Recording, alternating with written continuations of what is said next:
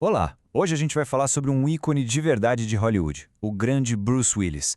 A jornada dele, sabe, de um começo bem humilde até virar uma estrela mundial, não é só sobre talento e carisma, não. É, acima de tudo, sobre uma resiliência que é, nossa, impressionante. Vamos mergulhar na história por trás dessa lenda.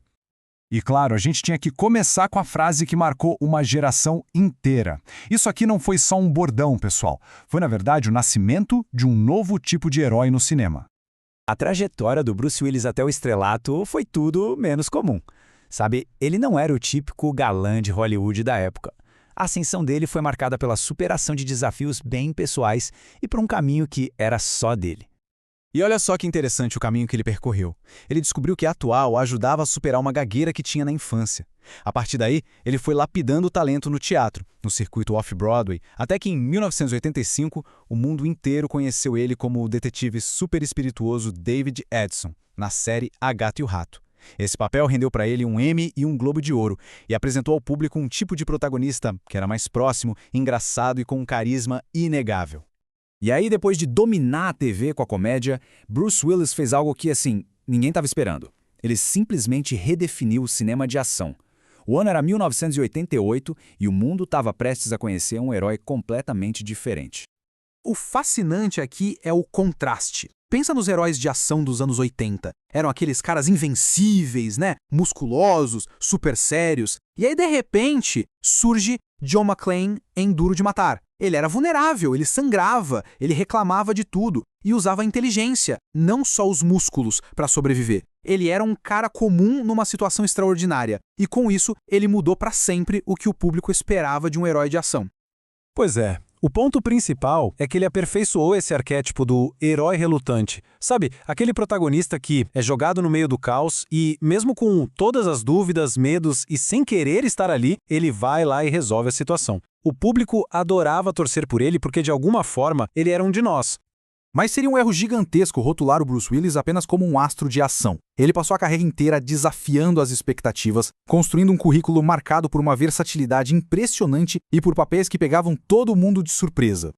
Dá uma olhada nessa variedade. Do boxeador Butch Coolidge em Pulp Fiction, que deu um gás novo para a carreira dele, a um viajante no tempo totalmente atormentado em Os 12 Macacos. De um taxista futurista em O Quinto Elemento, a um psicólogo infantil num suspense sobrenatural. Isso mostra uma capacidade de se reinventar incrível. Mas, de todos esses papéis, qual deles realmente deu uma nova direção para a carreira dele e assim chocou o público no mundo todo, provando de uma vez por todas a sua profundidade como ator dramático? A resposta, claro, foi a atuação dele, mais contida, mais poderosa, como o Dr. Malcolm Crowe em O Sexto Sentido. Esse papel não só nos deu uma das reviravoltas mais inacreditáveis da história do cinema, mas também consolidou o status dele não apenas como um astro, mas como um mestre do drama e do suspense. E agora, a narrativa muda um pouco de tom. A gente sai das batalhas na tela para falar da coragem que ele e a família dele têm mostrado na vida real, numa batalha que é muito pessoal, mas também pública.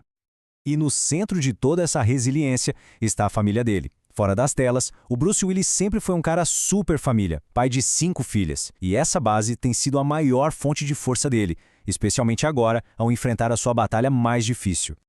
Em março de 2022, a família anunciou que ele ia se afastar da atuação por conta de um diagnóstico de afasia. Menos de um ano depois, eles compartilharam uma atualização mais específica: demência frontotemporal. A coragem com que eles lidaram com isso, trazendo conscientização sobre a doença, adicionou um capítulo totalmente novo à história dele.